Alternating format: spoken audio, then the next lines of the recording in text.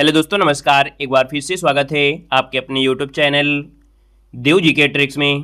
तो दोस्तों, हम यहाँ पर हिंदी साहित्य की सीरीज को आगे बढ़ाते हुए हम लोग पहुँच चुके हैं आधुनिक काल में। इसके पहले दे सकते हैं कि आपका आदिकाल, जो कि भक्ति काल, रीत काल है ना, इसके जो आपके थ्योरी की वीडियो हैं और आपके पीवाई की क्वेश्चन जो आपके हैं, ये सब आपके अपलोड हो चुके हैं, जो आप लोग प्लेलिस्ट के माध्यम से दे सकते हैं। और बेहतर जानकारी के साथ, विस्तृत जानकारी के साथ ये क्लासें चल रही हैं। तो नए हैं तो चैनल को सब्सक्राइब कर लीजिएगा, ताकि हर एक वीडियो आपको मिलते रहें और अपनी तैयारी अच्छे तरीके से आप लोग करते रहें। तो चलिए स्टार्ट करते हैं। आज हम लोग पढ़ेंगे यहाँ पर आधुनिक काल। तो देखिए, आधुनिक काल होता क्या है। सबसे पहले हम लोग यही समझेंगे कि आधुनिक काल का अर्थ है वर्तमान समय या हाल फिलहाल का जो समय है, यानी जो पुराने या मध्यकाल के बाद आता है। और हिंदी साहित्य में या आमतौर पर देखा जाए तो 19वीं शताब्दी के मध्य लगभग आपके 1850 ईस्वी से शुरू होकर वर्तमान समय तक आपका फैला हुआ है, जिसमें खड़ी बोली का विकास और गद्य पद्य में जो आपके विचारों का जो समावेश हुआ है, ये आपको देखने को मिलेगा आपके आधुनिक काल में। इसमें देखा जाए तो आपके भारतीय युग, द्विवेदी युग, छायावाद और प्रगतिवाद आदि प्रमुख युग आपको पढ़ने को मिलेंगे। यहाँ पर देखा जाए जो आधुनिक काल है, इसका हिंदी साहित्य में क्या योगदान रहा है, तो देख सकते हैं कि हिंदी साहित्य में यह वह काल है जो रीत काल के बाद 19वीं सदी के मध्य में से इसकी शुरुआत होती है, जब ब्रजभाषा की जगह, यानी अब देखा जाए जब आधुनिक काल पहुंचे हैं तो आधुनिक काल में क्या होता है कि ब्रजभाषा की जगह आप कौन ले लेता है, तो आपकी खड़ी बोली ने यहाँ पर ले लिया है और गद्य का विकास हुआ है, जिसमें आपके भारतीय, द्विवेदी, छायावादी, प्रगति युग आपके शामिल होंगे। यहाँ पर शॉर्टकट में अगर हम आपसे बात करें कि सर आधुनिक युग की जो परिभाषा है, यानी आधुनिक काल की परिभाषा है, तो आपकी क्या है, तो हम लोग कहेंगे आधुनिक काल एक ऐतिहासिक और साहित्यिक अवधि है जो कि नवीनता, समकालीनता और बदलते विचारों को दर्शाती है, जो कि पुरानों से क्या है, बिल्कुल है, ये पुराने से क्या है, बिल्कुल आपकी अलग है।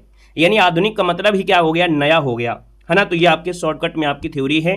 यहाँ पर देखा जाए तो एक पॉइंट दिया गया है कि हिंदी साहित्य में जब हम आधुनिक काल की बात करते हैं तो यह शब्द क्या होता है, नवीन भाव चेतना का वाहक बन जाता है। डॉक्टर नगेन कहते हैं कि जो आधुनिक शब्द है, इसको हम दो शब्दों में यानी दो अर्थों में यहाँ पर बोधक माना गया है।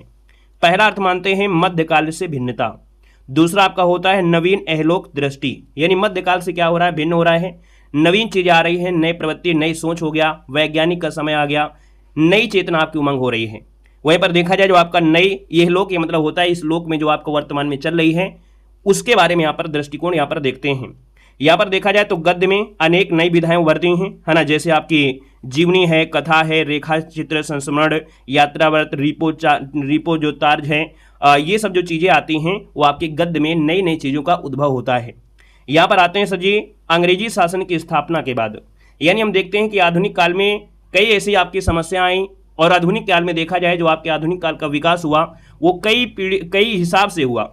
यानी देखा जाए तो जैसे यहाँ पर अंग्रेजी शासन की स्थापना के बाद नया आर्थिक स्वरूप हो गया, शिक्षा का पश्चिमीकरण हुआ, यातायात के साधनों का विकास होता है, मशीनीकरण होता है, बुद्धिजीवी वर्ग का उदय हो जाता है, पश्चिमी साहित्य से संपर्क हो जाता है, क्योंकि यहाँ पर जब अंग्रेज लोग आते हैं, है ना, तो क्या होता है उनके साहित्य से हमारे साहित्य का क्या होता है, एक प्रकार से मैचिंग होती है और एक नई सभ्यता का क्या होता है, उदय होता है। धर्म और समाज में भी आपके आंदोलन देखने को मिलते हैं। आपके जो परिवेश है, परिवेश में देखा जाए थोड़ा जागरूकता बढ़ती है, सतर्कता बढ़ती है, और विद्रोह का भी यहाँ पर क्या होता है, शुरुआत आपकी हो जाती है। ये सभी चीज़ें आपकी हैं। साथ में हमने कहा है कि आप लोग हिंदी साहित्य की बेस्ट से बेस्ट तैयारी आप सिर्फ 99 रुपये में कर सकते हैं। आपने यहाँ पर बहुत किताबें पढ़ा होगा, बहुत चैनल में देखा भी होगा, लेकिन हम आपको जो कंटेंट दे रहे हैं बिल्कुल सॉलिड दे रहे हैं। बिल्कुल देखा जाए तो आपको ऐसे ही आपको तैयारी आपकी होती है और ऐसे ही आपको पेपर भी यहाँ से आपके बनते हैं। तो हमारे हिंदी साहित्य के नोट्स में वो जो सुविधा दी गई है, तीन प्रकार की नोट्स दी गई है। हाईलाइट नोट्स भी आपके हैं। देखा जाए तो हमने एलटी ग्रेड की तैयारी कराया था चैप्टर वाइज, उसके भी नोट्स ऑलरेडी इसी में आपको मिल जाएंगे एलटी ग्रेड के फोल्डर में। जो आपकी जीआईसी प्रवक्ता की तैयारी चल रही है, जीआईसी प्रवक्ता का भी फोल्डर बना है, जिसमें आप देख सकते हैं कि हिंदी साहित्य को हम बिल्कुल स्टैंडर्ड तरीके से और एक एक थ्योरी, एक एक पॉइंट्स लेकर चल रहे हैं। पिछली बार एलटी ग्रेड में अगर आपने थ्योरी पढ़ा होगा तो देखा होगा कि हमारे यहाँ से आपको 80 से 85% क्वेश्चन आपको मिले थे, लेकिन जीआईसी प्रवक्ता में दे सकते हैं कि हम और अच्छी तरीके से आपकी थ्योरी को आप कर रहे हैं ताकि आप अपने परसेंटेज को आगे बढ़ा सकें। इसमें हम आपको यहाँ पर तैयारी के लिए आपको प्रिंटेड हाईलाइट नोट्स के साथ साथ 3D नोट्स, साथ में जीवन परिचय भी आपको प्रत्येक कवि के आपको मिलेंगे। टेस्ट सीरीज आपके देखा जाए तो आपके जीआईसी प्रवक्ता, LT ग्रेड ये तो आपकी है ही, साथ में देखा जाए KVS हो गई, इसके बाद CTET, UP टेट, यानी जो आपकी शिक्षक भर्ती से जितने भी टेस्ट सीरीज है वो आपको यहीं पर मिलेंगी। बाकी अदर आपने फॉर्म भरा है तो उसकी भी टेस्ट सीरीज यानी 25 एग्जामों की टेस्ट सीरीज में हमने यहाँ पर ऐड कर दिया है। यहाँ पर क्लास नोट्स जो हम आपको पढ़ा रहे हैं इसका भी आपको नोट्स वहीं पर आपको मिलेगा। हमारा ऐप है Dev GK trick, link description box में है, उससे आप क्लिक करिए, ऐप को डाउनलोड करिए, वहां पर ये हिंदी साहित्य की PDF परचेज करिएगा, ठीक है ना। बाकी आपको डेली हमारे यहाँ पर संडे को यहाँ पर क्या होती है, संडे को हिंदी साहित्य की ही क्लास होती है, सुपरफास्ट रिवीजन, उसकी भी PDF यहीं पर आपको मिल जाएगी, ठीक है ना। तो चलिए नेक्स्ट पॉइंट में आते हैं कि जो आपने पढ़ा ढेर सारे कारण, है ना, इन कारणों के फलस्वरूप क्या होता है, आधुनिक काल का प्रारंभ की जो पृष्ठभूमि है वो आपकी तैयार होती है। यहाँ पर देखा जाए तो इस काल में राष्ट्रीय भावना का भी विकास होता है। इसके लिए श्रृंगारी जो ब्रजभाषा है इसकी अपेक्षा क्या होता है, खड़ी बोली ज़्यादा समझी जाती है। समय की प्रगति के साथ साथ गद्य और पद्य दोनों रूप में खड़ी बोली का पर्याप्त विकास हुआ। भारतेंद्र जो आपके हैं, साथ में हरिश्चंद्र और साथ में बाबू जो अयोध्या प्रसाद खत्री हैं, इन्होंने खड़ी बोली के दोनों रूपों को सुधारने में महान प्रयत्न किया। यानी बाबू जो आपके भारतेंद्र हरिश्चंद्र आते हैं, साथ में बाबू अयोध्या प्रसाद खत्री हैं, इन्होंने खड़ी बोली के दोनों रूपों को सुधारा बड़े अच्छी तरीके से, बहुत अच्छा प्रयास किया। इन्होंने अपनी सर्वोत्तमुखी प्रतिभा द्वारा हिंदी साहित्य की सम्यक संवर्धना किया है। यहाँ पर देखा जाए तो इस काल के आरंभ में राजा लक्ष्मण सिंह, भारतेंद्र हरिश्चंद्र, जगन्नाथ दास रत्नाकर, श्रीधर पाठक, रामचंद्र शुक्ल आदि ने यहाँ पर देखा जाए तो ब्रजभाषा काव्य की रचना किया। यानी स्टार्टिंग में देखा जाए तो ये जो आपके कवि हैं इन्होंने ब्रजभाषा काव्य की रचना किया। इसके उपरांत भारतेंद्र जी ने गद्य का समुचित विकास किया और आचार्य महावीर प्रसाद द्विवेदी हैं, इन्होंने गद्य को एक प्रांजल रूप प्रदान किया। इनकी जो आपका सत्प्रेरणाओं से अन्य जो लेखक हुए, है ना, कवि हुए, उन्होंने अनेक भांत की काव्य रचना किया। इसमें मैथिली शरणगुप्त, रामचरित उपाध्याय, नाथुराम शंकर, लाला भगवान दीन, नरेश त्रिपाठी इत्यादि जो आपके दिए गए हैं, इन्होंने कहीं ना कहीं बहुत योगदान दिया, ठीक है ना। यहाँ पर एक पॉइंट आपको मिलता है कि भारत की स्वतंत्रता प्राप्ति के प्रभाव से हिंदी काव्य में भी स्वच्छंद यानी अतुकांत छंदों का भी प्रचलन शुरू हो जाता है। यहाँ पर हम बात कर रहे हैं कि सर आधुनिक काल की कुछ विशेषताएं हैं, विशेषताओं का जो प्रभाव पड़ता है यानी ऐतिहासिक जो आपकी परिवर्तन हुए, जैसे आपका पुनर्जागरण, धर्म सुधार, वैज्ञानिक क्रांति, औद्योगिक क्रांति जैसे बड़े आंदोलनों का दौर यहाँ पर चालू होता है। समाज में बदलाव यानी सामाजिक बदलाव होता है, रूढ़वादिता से मुक्ति मिलती है, व्यक्तिवाद, शहरीकरण और मानव अधिकारों पर आपका जोर होता है। तकनीकी प्रगति यानी तकनीकी के क्षेत्र में बात करते हैं तो संचार प्रौद्योगिकी में तीव्रता के साथ विकास होता है, जिसने जीवन को बदलने का पूरा यहाँ पर प्रयास किया। यहाँ पर देखा जाए साहित्य विकास में जो आपका भारत है, हर चीज़ में आपका विकास हुआ। जब साहित्य विकास में बात करते हैं भारत में, तो यहाँ पर देखा जाए तो भारतेंद्र हरिश्चंद्र ने इसकी शुरुआत यहाँ पर किया, यानी भारतेंद्र हरिश्चंद्र से इसकी शुरुआत मानी जाती है। यहाँ पर देखा जाए गद्य में जैसे आपकी कहानी है, नाटक है, पत्रकारिता है और खड़ी बोली का यहाँ पर विकास होता है। साहित्य का विषय जो आपका होता है वो यथार्थवादी हो गया है, जिसमें देश विदेश की घटनाओं और समाज की समस्याओं का चित्रण होने लगा था। यानी आधुनिक काल में जो आधुनिक शब्द हमने दिया है, आधुनिक काल के बारे में इतने डिटेल से आपको बताया, तो आप समझ गए कि आधुनिक काल का मतलब है क्या। अब आते हैं सर जी यहाँ पर पॉइंट में अपने हिंदी साहित्य में कि सर आधुनिक काल का वर्गीकरण करते हैं। यानी आधुनिक काल को विशाल और बरगदमयी व्यक्तित्व बनाने वाले कवियों और लेखकों को ध्यान में रखते हुए और उनका अध्ययन करने की जो सुविधा है उसको हम निम्न भागों में बांट देते हैं। यानी जो आधुनिक काल है इसको हम लोग गद्य काल भी कहते हैं। इसका समय जो आपका है वो आपके 1900 से अब तक का माना जाता है। यहाँ पर देखा जाए तो आधुनिक काल का वर्गीकरण में से देखा जाए तो हम लोग यहाँ पर मुख्य रूप से 4 भागों में डिवाइड करते हैं। जैसे कि आपका यहाँ पर भारतेंद्र युग हो गया, द्विवेदी युग हो गया, छायावादी हो गया और छायावादोत्तर युग हो गया। यहाँ पर आगे बढ़ते हैं। यहाँ पर देखा जाए तो भारतेंद्र युग की थोड़ी सी झलक देखते हैं। बाकी यहाँ पर देखा अलग अलग टॉपिक आपको मिलेंगे अच्छी तरीके से डिटेल से और आप PIQ के साथ। यहाँ पर देखा जाए सर जो आपका भारतेंद्र युग है तो इसमें भारतेंदु का नामकरण हिंदी नवजागरण के अग्रदूत भारतेंदु हरिश्चंद्र के नाम पर पड़ा। यानी हम कह सकते हैं भारतेंदु युग का जो नामकरण है वो हिंदी नवजागरण के अग्रदूत भारतेंदु हरिश्चंद्र के नाम पर किया गया है। बात आती है द्विवेदी युग की, तो द्विवेदी युग में देखा जाए तो आचार्य महावीर प्रसाद द्विवेदी के नाम पर ही इस काल का नाम द्विवेदी युग पड़ा था। आते हैं सर जी छायावादी युग में, तो युग के वास्तविक अर्थ को लेकर विद्वानों में मतभेद हो गया, यानी विभिन्न मतभेद आपके हैं। यहाँ पर देखा जाए तो छायावादोत्तर युग को हम लोग शुक्लोत्तर युग भी कहते हैं। यहाँ पर देखा जाए तो काव्यखंड छायोदत्तर युग में हिंदी काव्यधारा बहुमुखी आपकी हो जाती है। यहाँ पर देखा जाए तो सर जी आपके भारतीय युग की अगर हम बात करते हैं तो भारतीय युग का जो समय है लगभग 1850 से 1900 ईस्वी मानते हैं। और भारतीय युग में जैसे आपके महत्वपूर्ण लेखक पूछ लेता है कि कौन से कवि रहे हैं, तो यहाँ पर देखा जाए भारतीय हरिश्चंद्र, प्रताप नारायण मिश्र, बद्री नारायण चौधरी प्रेमघन, राधा चरण गोस्वामी और अंबिका दत्त व्यास, ये भारतीय युग से आपकी रिलेटेड होते हैं। इसके बाद देखा जाए द्विवेदी युग जो कि 1900 से लेके 1920 का समय आता है। इसमें से देखा जाए तो आपके मैथिली शरणगुप्त, अयोध्या सिंह उपाध्याय हरिऔध, श्रीधर पाठक और राम नरेश त्रिपाठी। एग्जाम में क्या होता है, क्वेश्चन पूछ लेता है कि हाँ भारतीय हरिश्चंद्र किस युग से हैं, तो आपने भारतीय लगा दिया क्योंकि उनका नाम है। अगर पूछे कि अंबिका दत्त व्यास हैं ये किस युग से हैं, तो आप सीधा बोलेंगे कि भारतीय से हैं। और वो तभी बता सकते हैं जब आपको पढ़ाया गया होगा, आपने पढ़ा होगा। यहाँ पर सर आगे बढ़ते हैं, आपका दिया है छायावादी युग। छायावादी युग का समय है देख सकते हैं 1920 से लेकर 1935 ईस्वी तक आपका है। और इसमें देखा जाए छायावादी के चतुर्थ स्तंभ कहे जाने ब्रह्मा विष्णु महेश के नाम से जाने वाले यहाँ पर देखा जाए जयशंकर प्रसाद, निराला, सुमित्रन पंत और साथ में महादेव वर्मा, इनको छायावाद का चतुर्थ स्तंभ भी कहा जाता है। यहाँ पर आगे बढ़ते हैं छायावादोत्तर युग जो कि समय है यहाँ पर देखा जाए तो आपका 1336 से आपके 1947। छायावादोत्तर में देखा जाए माखनलाल चतुर्वेदी, बालकृष्ण शर्मा नवीन, यहाँ पर सुभद्रा कुमारी चौहान, रामधय सिंह दिनकर, हरिवंश राय बच्चन, ये छायावादोत्तर यानी आपके यहाँ से जुड़े हुए हैं जो आपके शुक्लोत्तर युग हैं। यहाँ पर देखा जाए तो इसी के साथ इसी कड़ी में यहाँ पर आते हैं प्रगति युग। प्रगतिवादी युग जो कि आपके 1336 ईस्वी से है। यहाँ पर नागार्जुन, केदारनाथ अग्रवाल, त्रिलोचन, मुक्तिबोध, शमशेर बहादुर सिंह। और इसके बाद देखा जाए तो प्रयोगवादी युग जो कि आपके 1943 से। यहाँ पर देखा जाए तो आपके अज्ञेजी हो गया, गिरजा कुमार माथुर, प्रभाकर माचवे, भरत भूषण अग्रवाल, मुक्तिबोध, शमशेर बहादुर। यानी ये देखा जाए तो आपकी एक पृष्ठभूमि है जो आप लोग आधुनिक काल यहाँ पर पढ़ रहे हैं। यहाँ पर एक पॉइंट और मिलता है नई कविता। नई कविता जो आपका मानते हैं वो आपके 1951 से लेके अब तक का समय मानते हैं। नई कविता में देखा जाए तो रघुवीर सहाय हो गया, धरवीर भारती हो गया, नरेश मेहता, शमशेर बहादुर सिंह हो गया और भवानी प्रसाद मिश्र, ये नई कविता में आपके आ जाते हैं। यहाँ पर आते हैं सर जी कुछ थोड़ी सी और भी पॉइंट आपके बचे हैं, फिर कुछ क्वेश्चन भी सॉल्व करेंगे। सन 1950 हिंदी साहित्य के आधुनिक काल की आरंभिक तिथि मानी जाती है और यह तिथि आधुनिक साहित्य के महान प्रवर्तक जो आपके हैं भारतेंदु हरिश्चंद्र की जन्म तिथि भी है। अधिकांश विद्वानों ने इस काल को याद रखिएगा आधुनिक काल का नाम दिया है, यानी अधिकांश विद्वानों ने क्या दिया है, इस काल को आधुनिक काल नाम यहाँ पर दिया है। देख सकते हैं आपके सामने क्वेश्चन आ गया है जिसको आपको सॉल्व करना है। आपसे कह रहा है हिंदी साहित्य के आधुनिक काल को इस नाम से भी जाना जाता है, तो सभी साथी यहाँ पर जवाब देंगे कि हिंदी साहित्य के आधुनिक काल को इस नाम से भी जानते हैं। यानी सर ये आपका कौन सा काल है, तो आप कहेंगे सर इसको गद्य काल के नाम से भी जाना जाता है। यानी हमने कहा इसको स्वतंत्रात्र यानी स्वतंत्र जो काल होता है वो कहते हैं, गद्य काल भी कहते हैं। तो यहाँ पर देखा जाए तो आपके जो रामचंद्र शुक्ल हैं इन्होंने आधुनिक काल को गद्य काल कहकर पुकारा है ना। यानी गद्य काल जो कहा है वो किसने कहा है, तो रामचंद्र शुक्ल ने कहकर पुकारा है, साथ ही याद रखना है। यहाँ पर आगे बढ़ते हैं, नेक्स्ट क्वेश्चन कराते हैं। क्वेश्चन आपसे अगला पूछा गया है और आपसे कह रहा है कि 19वीं शताब्दी से अब तक लिखे गए हिंदी साहित्य को अधिकांश विद्वानों ने क्या अभिधान किया है, यानी क्या नाम दिया है।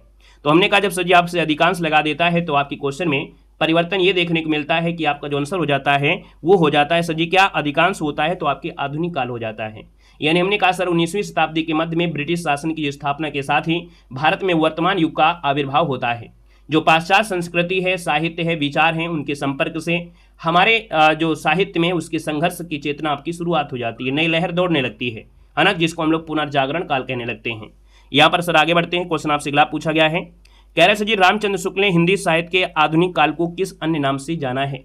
यहाँ पर देखो अभी आपको बताया गया था कि रामचंद्र शुक्ल ने हिंदी साहित्य के आधुनिक काल को क्या नाम दिया है, तो आपका आंसर हो जाएगा सर गद्य काल हो जाएगा, बी नंबर आपका बनेगा। आगे बढ़ते हैं सर, अगला पॉइंट आपसे दिया गया है और आपसे कह रहा है कि ब्रजभाषा के आधुनिक कालीन प्रसिद्ध कवि जगन्नाथ दास रत्नाकर इन्हें ब्रजभाषा का काव्य का अंतिम प्रवण कवि भी माना है।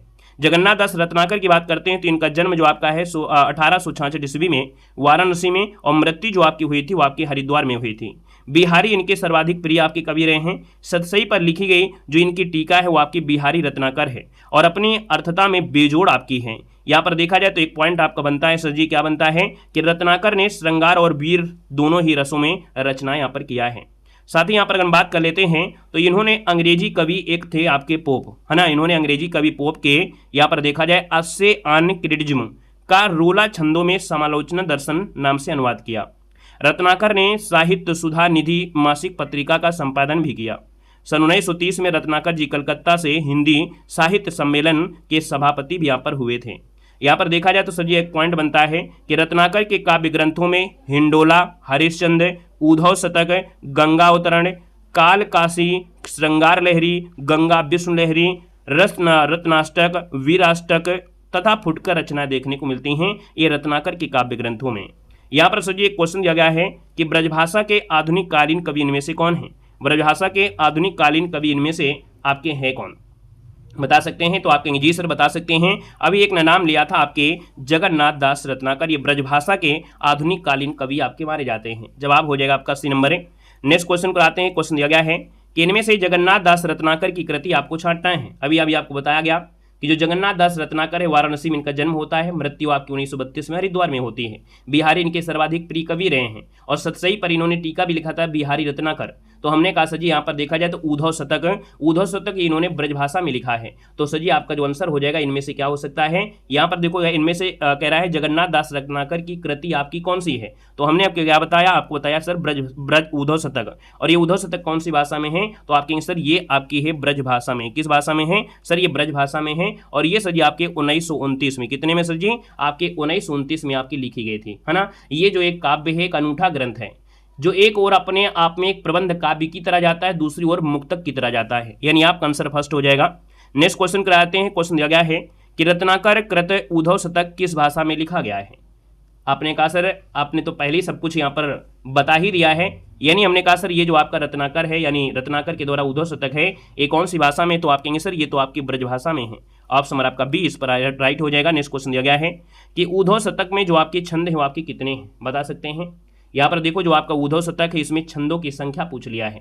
तो इनमें से छंदों की संख्या 118 है। याद रखना है कितनी है? तो वहाँ पर 118 है दोस्तों, याद रखना है 118 है ना। जो कि उद्धव शतक जगन्नाथ दास रत्नाकर की एक प्रसिद्ध कृति मानी जाती है, जो कि एक भ्रमर गीत परंपरा का एक काव्य भी है। यहाँ पर आगे बढ़ते हैं सर। अगला पॉइंट आपसे दिया गया है कि रत्नाकर के द्वारा जो गंगा अवतरण है किस छंद में लिखा गया है? रत्नाकर के द्वारा गंगा अवतरण जो है वो किस छंद में लिखा गया है? तो साथ ही ये आपके रोला छंद में है। किस में है? तो आपके रोला छंद में है, यहाँ पर याद रखना है, ठीक है ना। और यहाँ पर हमने बताया था कि 1930 में रत्नाकर कलकत्ता के हिंदी साहित्य सम्मेलन के सभापति भी चुने गए थे। रत्नाकर श्रृंगार और वीर दोनों रसों में रचना यहाँ पर किया है ना। यहाँ पर सर आगे बढ़ते हैं। पॉइंट आपसे दिया गया है कि उद्धव शतक की हमको लिख्यू है कहा, हमको लिख्यू है कहा, हमको लिख्यू है कहा, कहन सबे लगी में जो पुनरुक्ति द्वारा क्या बोध हो रहा है? यानी इसमें बार बार पुनरुक्ति हुई है, ये पुनरुक्ति हो रही है भाव की। सर जी किसकी हो रही है? यहाँ पर कहेंगे सर ये है भावोत्कर्ष आपका हो जाएगा, भावोत्कर्ष हो जाएगा। यानी देखा जाए ये जो पंक्ति है कहाँ से ली गई है? तो आपकी जगन्नाथ दास रत्नाकर का जो उद्धव शतक है तो उद्धव शतक से लिया है। यानी उद्धव का ब्रज जैसे ही पहुंचते हैं गोपियां श्री कृष्ण के प्रेम संदेश को पाने के लिए बहुत उत्कंठित हो जाती हैं, अकुलाने लगती हैं, यानी अकुलता व्याकुलता से दौड़ पड़ती हैं और अपने भावों को प्रतीक के माध्यम से दर्शाती हैं, यानी अपने भावोत्कर्ष का प्रतीक बताती हैं। तो यहाँ पर आंसर क्या हो जाएगा सर? सी नंबर है, यहाँ पर राइट हो जाएगा। नेक्स्ट पॉइंट आपका दिया गया है और लास्ट क्वेश्चन आपका दिया गया है कि हिंदी साहित्य के आधुनिक काल को इस नाम से भी जाना जाता है। एक क्वेश्चन इसी वीडियो का है। इस वीडियो का ये आपका अंतिम पॉइंट आप लोगों के लिए होमवर्क का है। होमवर्क आप लोगों को देना है, यानी इसका जवाब आपको कमेंट बॉक्स में कमेंट करके बताना है। साथ ही में आपको बताना है कि आपकी तैयारी कैसी चल रही है और आप कहां से हैं, आप कमेंट बॉक्स में जरूर कमेंट करिएगा। इस प्रकार से ये छोटा सा वीडियो है, आपका आधुनिक काल है। इसके पहले हमने एलटी ग्रेड में आपको आधुनिक काल नहीं पढ़ाया था, आधुनिक काल की पृष्ठभूमि से बनने वाले क्वेश्चन आपको पढ़ा दिया था। लेकिन आज हमने इस वीडियो में आपको आधुनिक काल के बारे में बताया कि आधुनिक काल पड़ा, नाम क्यों पड़ा, आधुनिक काल कैसे आया, आधुनिक काल से हमारे देश में क्या परिवर्तन हुआ, हमारे साहित्य में क्या परिवर्तन हुआ, हमारे वैज्ञानिक दृष्टिकोण में क्या परिवर्तन हुआ, हमारी संस्कृति में क्या परिवर्तन हुआ। ये आप चीजों ने आपने अच्छी तरीके से यहाँ पर लिख लिया, ताकि जब मेंस एग्जाम में लिखना पड़े तो आप अच्छी तरीके से लिख भी सकते हैं। यही है इस बार को जीआईसी प्रवक्ता की बेहतर तैयारी। एलटी ग्रेड में आप देखिए हमने आपको ऑब्जेक्टिव क्वेश्चन पर फोकस किया, कुछ बहुत थ्योरी लिया, फिर भी आप लोगों ने 80 से 85% जो कि हिंदी साहित्य के लिए बहुत बड़ी बात हो जाती है। आपने देखा नए नए क्वेश्चन भी थे हमारे नोट्स में, आप लोगों ने पढ़ा होगा तो वहां से क्वेश्चन आपने सॉल्व भी किया होगा, ठीक है ना। बाकी आप लोगों से कहा है कि आप लोग सिर्फ 99 रुपए की आपकी बात है, 99 रुपए आपकी बहुत नहीं होते हैं। आप देते हैं कि आप लोगों में से आधे से ज़्यादा गृहिणी हैं, यानी आप शादीशुदा हैं, बच्चे भी हैं और घर पे आप रह कर भी तैयारी कर सकते हैं। इतना अच्छा कंटेंट आपको है कि आपको ज़्यादा समय भी नहीं देना है और इसी वीडियो को अच्छे पढ़ लेना है, नोट्स बनाना है नोट्स के माध्यम से। बाकी हमने कहा भी है कि आप लोग हमारे ऐप में सिर्फ 99 रुपए में हमारे कोर्स को परचेज करिए, अच्छे से नोट्स बनाइए और अच्छे से तैयारी करिए।